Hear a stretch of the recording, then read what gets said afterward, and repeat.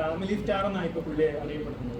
അവിടെ തന്നെ വിളിക്കുന്നത് അതിപ്പോ രാജേട്ടൻ വരെ അങ്ങനെ നല്ല കാര്യല്ലേ? പേരിനേട്ടൻ പറഞ്ഞു ധ്യാൻ ഇന്നലെ വിളിച്ചായിരുന്നു, പക്ഷെ അവൻ അത്ര ഇഷ്ടപ്പെട്ടില്ല. അല്ല, ഞാൻ പറഞ്ഞത് നമ്മള് ഞാൻ അവനും തമ്മിലുള്ള ഒരു സൗഹൃദം എത്ര വർഷമായിട്ടുള്ള വർഷങ്ങൾക്ക് ശേഷം ഇറങ്ങിയപ്പോ ആ ഒരു ടൈമിൽ ധ്യാൻ ചേട്ടൻ ഒരു സ്റ്റേറ്റ്മെന്റ് പറഞ്ഞു, അതായത് ബേസിൽ ഇപ്പൊ ഒരു ലോഡ്ജ് എടുത്ത് അടിച്ചോണ്ടിരിക്കുകയാണ്. ഇപ്പൊ ഗുരുവായൂർ അമ്പലം ഇറങ്ങിയപ്പോ ഓഡിയൻസ് കമന്റിൽ വന്ന് അതേ സ്റ്റേറ്റ്മെന്റ് തന്നെ തിരിച്ചു പറഞ്ഞു, ധ്യാൻ ഇതൊന്നും കാണാൻ കഴിയാതെ ലോഡ്ജ് എടുത്ത് അടിച്ചോണ്ടിരിക്കുകയാണ്.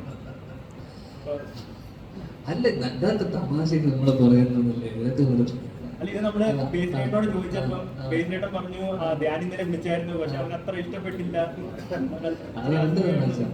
അല്ല, ഞാൻ പറഞ്ഞത് നമ്മള് ഞാൻ അവനും തമ്മിലുള്ള ഒരു സൗഹൃദം എത്ര വർഷമായിട്ടുള്ള നമ്മളെന്ത് പറഞ്ഞാലും അവൻ അങ്ങനെ മദ്യപിക്കുന്ന ആളൊന്നുമല്ല. അപ്പൊ മദ്യപിക്കുമെന്ന് എനിക്ക് കേൾക്കാൻ കാലമായിപ്പോ കഞ്ചാണല്ലോ. അപ്പൊ അല്ല, അങ്ങനല്ല, അത് ഇതൊന്നും ഉപയോഗിക്കാത്തവളാണ് രണ്ട് സാധനം അവനെ കണ്ടാൽ തോന്നുന്നു.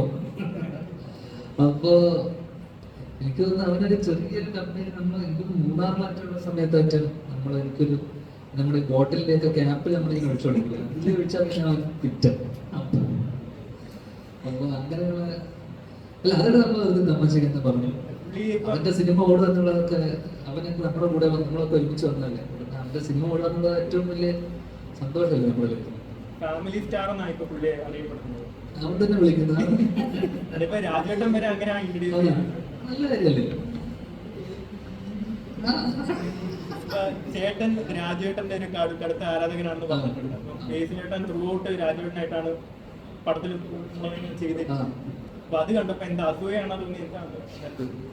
അയ്യോ, ഇല്ല, ഞാൻ രാജേട്ടനോട് സംവിധാനം ചെയ്യുമല്ലോ, അപ്പൊ പിന്നെ പ്രശ്നം ഉണ്ടായില്ലേ.